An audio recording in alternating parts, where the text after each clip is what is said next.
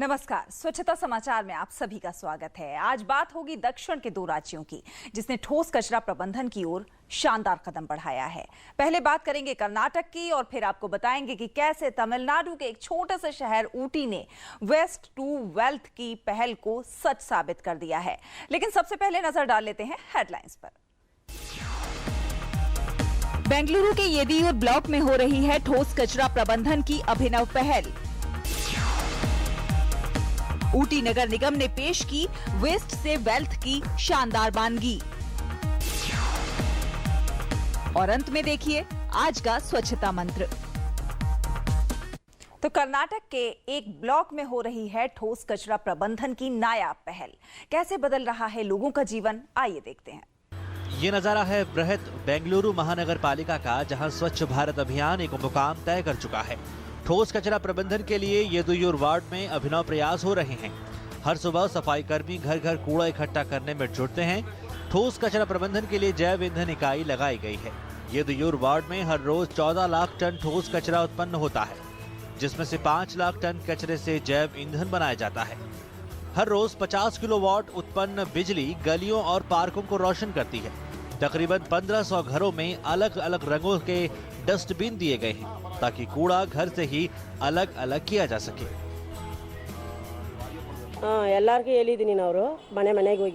हम लोगों से कचरे को अलग अलग इकट्ठा करने के लिए कहते हैं ताकि कचरे का उचित निपटारण हो सके और लोगों का भी हमें पूरा सहयोग मिल रहा है। ठोस कचरा प्रबंधन और स्वच्छ पर्यावरण बनाने के प्रयास अब सुर्खियां बटोर रहे हैं। स्वच्छ भारत अभियान के तहत उठाए गए इन कदमों ने महिलाओं को भी प्रभावित किया है।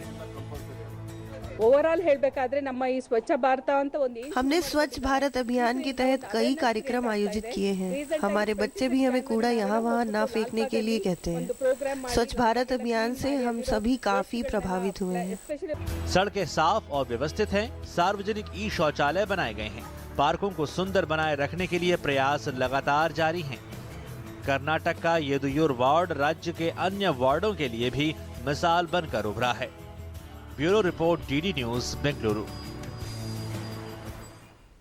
और नीलगिरी जिले के रमणीक स्थलों में शुमार ऊटी में स्वच्छ भारत अभियान ने एक मुकाम हासिल किया है। बेकार के कचरे का प्रबंधन के बाद सड़क निर्माण का कार्य वेस्ट टू वेल्थ का एक बेहतर नमूना बन गया है। नीलगिरी जिले के रोमांटिक स्थलों में ऊटी का नाम मशहूर है। ऊटी में स्वच्छ भारत अभियान को सफल बनाने के लिए कई तरीके इजाद किए गए हैं।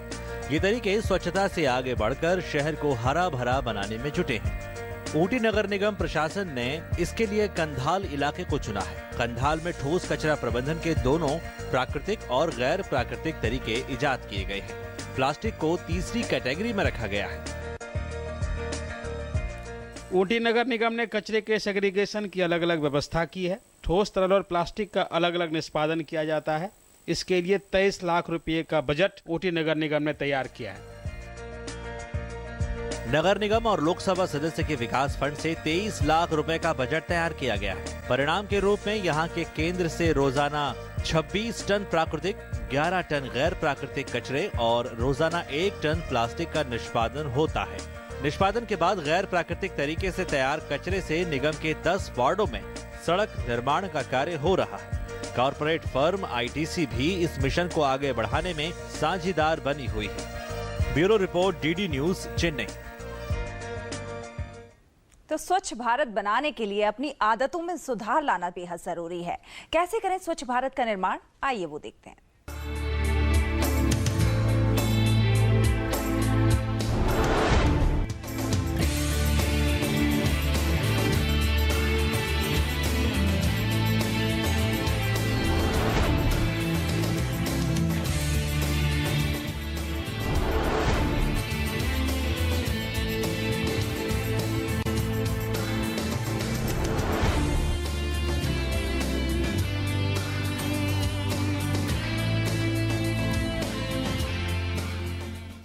इसी के साथ हमारे आज के इस खास कार्यक्रम में बस इतना ही। आप डीडी न्यूज की इस खास मुहिम से फेसबुक पर डीडी न्यूज लाइव और Twitter handle @DD News Live के जरिए जुड़ सकते हैं और आप अपने वीडियो और संदेश भी हम तक भेज सकते हैं। हमें दीजिए इजाजत, नमस्कार। स्वच्छ भारत का